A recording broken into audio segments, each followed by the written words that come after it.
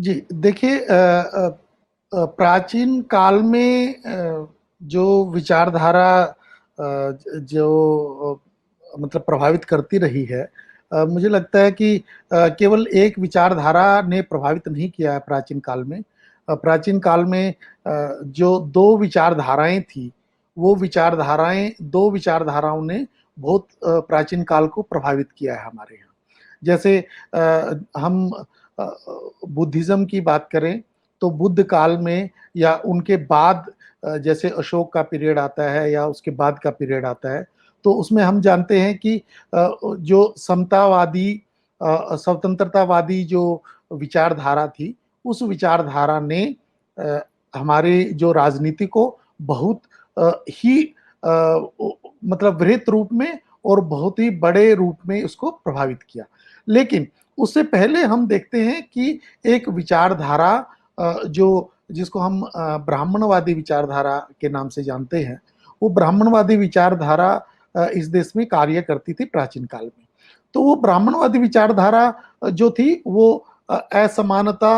और गुलामी जैसी चीज़ों पर आधारित थी। और जब कोई विचारधारा जब असमानता और गुलामी जैसी चीज़ों पर आधारित होती है, तो वो विचारधारा के खिलाफ कुछ न कुछ दूसरी विचारधारा पैदा होती है और इसीलिए डॉक्टर अंबेडकर ने इसको रेवोल्यूशन एंड काउंटर रेवोल्यूशन की बात भी कही कि एक जो प्रतिक्रियावादी जो पहले की विचारधारा चल रही थी, जो ब्राह्मणवादी विचारधारा थी, उसके खिलाफ में एक रेवोल्यूशन होता है, एक क्रांति होती है और वो क्रांति कुछ दिन तक चलती है, वो विचारधारा राजनीतिक विचारधारा वो कुछ दिन तक चलती है। लेकिन कुछ समय के बाद हम देखते हैं कि वो प्रतिक्रांति में वो प्रतिक्रांति होती है उस विचारधारा के खिलाफ, जिसको काउंटर रेवोल्यूशन कहा। तो ये 2 विचारधाराएँ जो हैं, वो एक समय में पहले विचारधारा आई ब्राह्मणवादी विचारधारा, फिर जो है समतावादी विचारधारा आई और फिर कुछ समय तक ये विचारधाराएँ साथ चली। फिर एक समय ऐसा आया कि जो ब्राह्मणवादी विचारधारा थी, उस विचारधारा का वर्चस्व फिर से स्थापित हो गया। और जो हम देखते हैं कि मध्यकालीन समय है, मध्यकालीन समय में हम जानते हैं कि जो बहुत सारे संत महात्मा पैदा हुए जो न केवल जो बहुजन समाज में पैदा हुए बल्कि और समाजों में भी पैदा हुए, लेकिन उन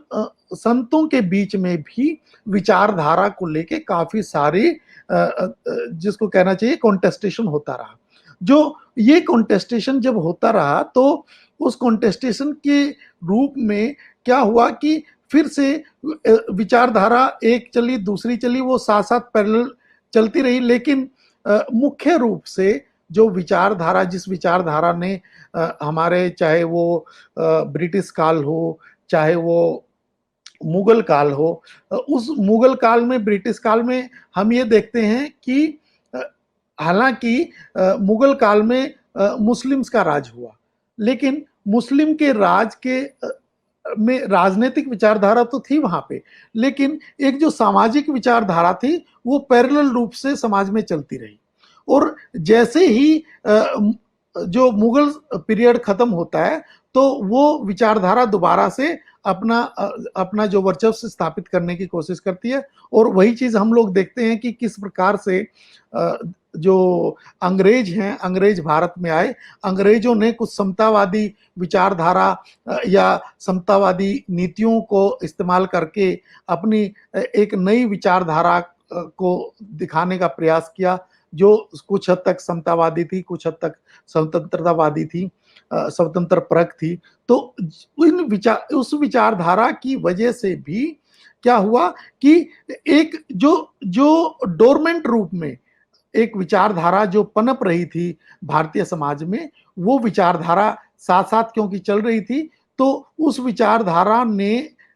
भी अपना काम अपना शुरू कर दिया और ये दोनों की दोनों विचारधाराएं चलती रही। और फाइनली जब हम देखते हैं कि जो जैसे ही देश स्वतंत्र होता है तो हमारे सामने एक